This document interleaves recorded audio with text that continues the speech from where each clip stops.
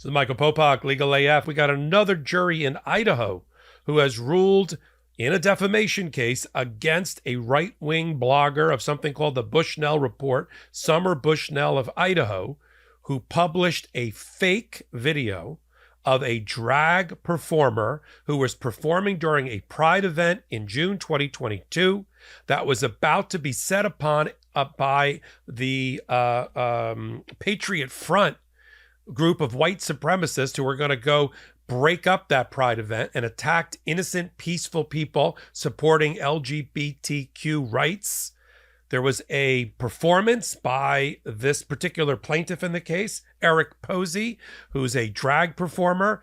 And instead, Summer Bushnell took a video that she obtained from somebody that had recorded it and blurred out the front of the performer's outfit and claimed that he was exposing full frontal genitalia exposure in front of children in the park to make whatever sick, depraved point she was trying to make. The only problem was it was a lie. And she created that. It wasn't even a deep fake.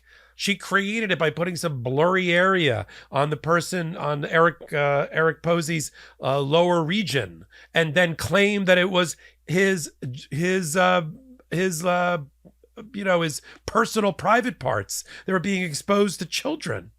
Now, what she was supposed to be reporting on, allegedly, in the quote-unquote Bushnell report, is about the Patriot Front, which she supports, apparently, based on other things that she's published in that right-wing blog, and that the Patriot Front was busted before they could actually go into the park and start doing whatever violence or riot that they planned on doing.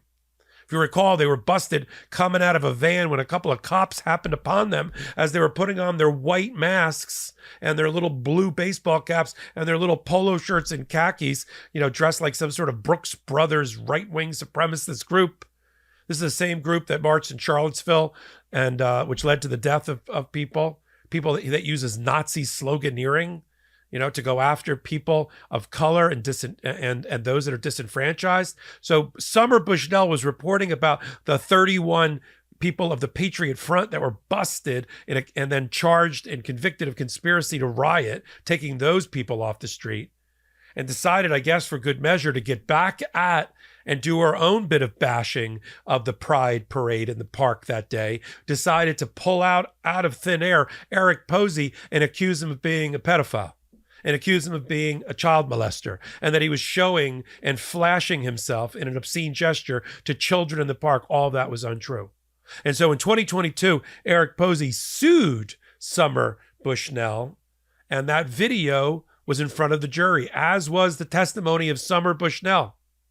And the jury was so incensed by what they heard and what they saw, especially when the lawyers for Eric Posey told the jury that as late as Friday, right? And they just returned the verdict on Friday over Saturday, that as late as Friday, Summer Bushnell was still showing the video on her blog and on her Facebook and on her social media. The one that looked like Eric Posey was flashing children.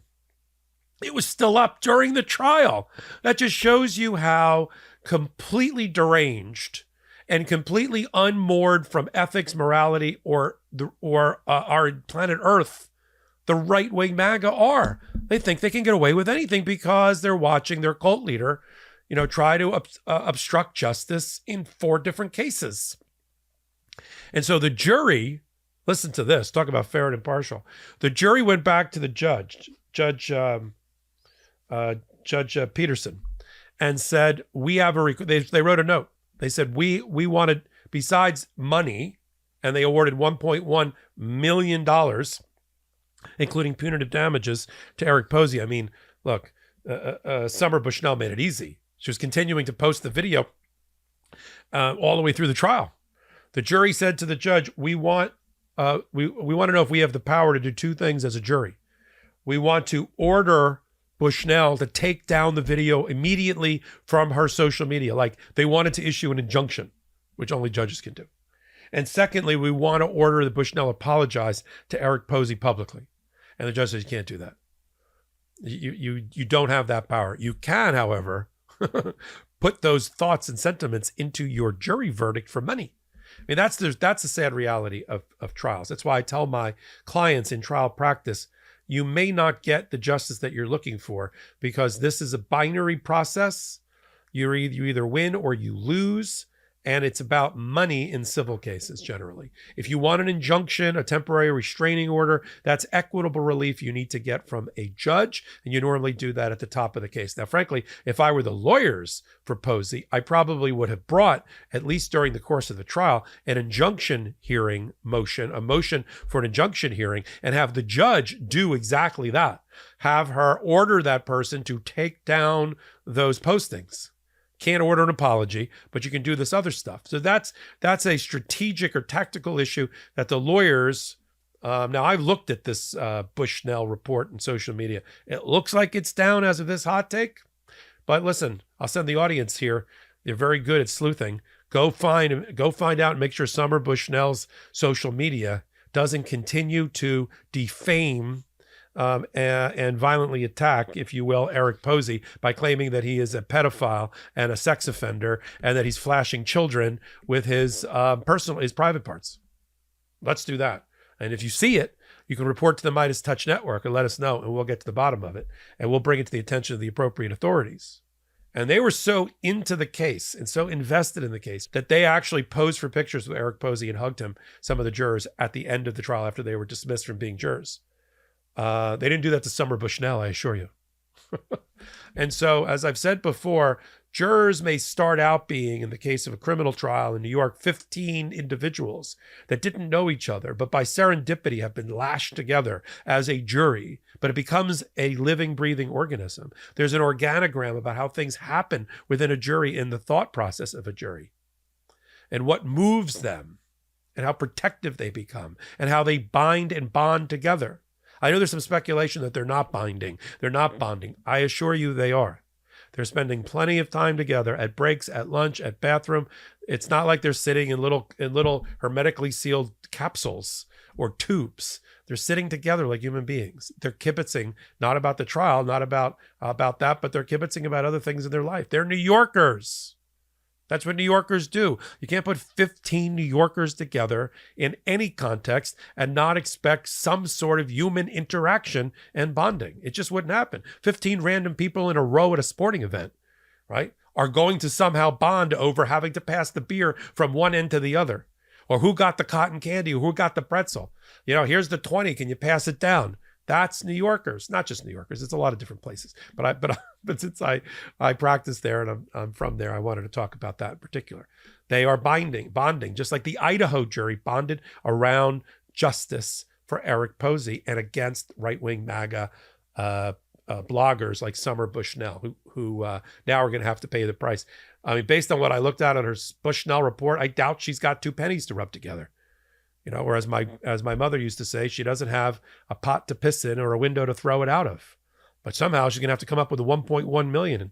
And she better hope she doesn't own a house, because if she does, Eric Posey's going to own that house. And we'll continue to follow Eric Posey collecting on that judgment and the likely bankruptcy of Summer Bushnell on right here on the MeidasTouch Network and on Legal AF. We have a show. We call it Legal AF. Now you know why. It's every Wednesday and Saturday at 8 p.m. Eastern Time. Only on the MeidasTouch YouTube, exclusively there. Free subscribe. Help them get to 3 million. We curate the top 4 or 5 stories at the intersection of law and politics. We bring it to you in podcast format, video right here, Wednesday, Saturdays, 8 p.m., and then on audio podcast platforms of your choice. I do hot takes like this one at the intersection of law and politics about every day, if not every hour, exclusively here. Slide over to the MeidasTouch YouTube. Look up Michael Popok, contributor, or playlist, and you'll find, 1,200 of my hot takes, my body of work that I'm proud of.